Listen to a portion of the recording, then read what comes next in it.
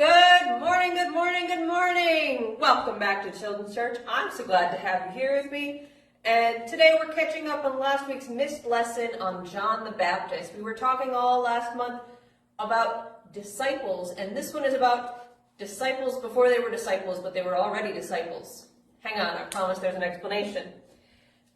So we know that the first two people that Jesus chose as his disciples were named Andrew and John.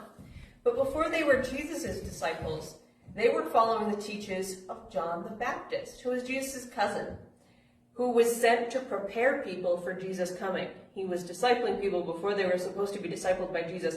It feels convoluted. I promise it's not. And we're going to jump in Big John chapter 1, verse 19. This is John's testimony.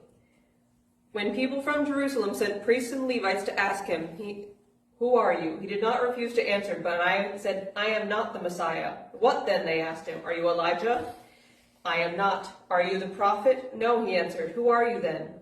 "We need to give an answer to those who sent us. What can you tell us about yourself?" He said, "I am the one crying out in the wilderness, 'Make straight the way of the Lord,' just as Isaiah the prophet said." Now they had been sent to the Pharisees, so they asked him, "Why do you baptize if you aren't the Messiah or Elijah or the prophet?" "I baptize with water," John answered them. "Someone stands among you, but you don't know him. He is the one coming after me, whose sandal strap I am not worthy to untie." All this happened in Bethany, across the Jordan, where John was baptizing. The next day, John saw Jesus coming toward him and said, "Here is the Lamb of God, who takes away the sin of the world. This is the one I told you about. After me comes a man who has surpassed me because he existed before me. And I didn't know him, but I came baptizing with water so he may be revealed to Israel."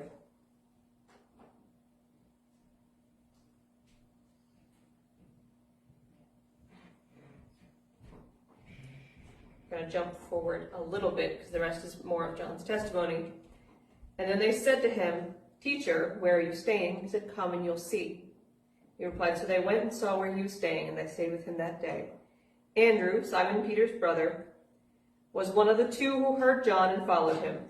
He found his own brother Simon and told him, 'We have found the Messiah,' which means anointed one, and he brought Simon to Jesus. When Jesus saw him, he said, 'You are Simon, son of John. You will be called Cephas,' which means rock, which is why we call him Simon, called Peter. That because, much like the world now, lots of people have the same name. So several of the disciples have nicknames to keep them apart. It makes it easier for us anyway. So why is that story important? In my opinion, because Simon and Andrew were already waiting for Jesus. They didn't know his name yet, but they knew he was coming. And they were listening to teaching and getting ready for him to arrive. And when he came, they recognized him immediately and went with him.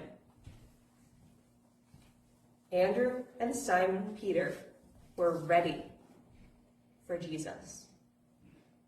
Sometimes when we teach people, we're not going to tell them everything about Jesus they need to know. They're not going to believe us right away. But what we do and who we are and how we act can prepare them to learn about Jesus. Like John the Baptist, we can pave the way for the good news to get to them so they're ready when they hear what they need to hear. That's what I want you guys to remember for this week. Have a wonderful week, and we'll be back next week with a new lesson.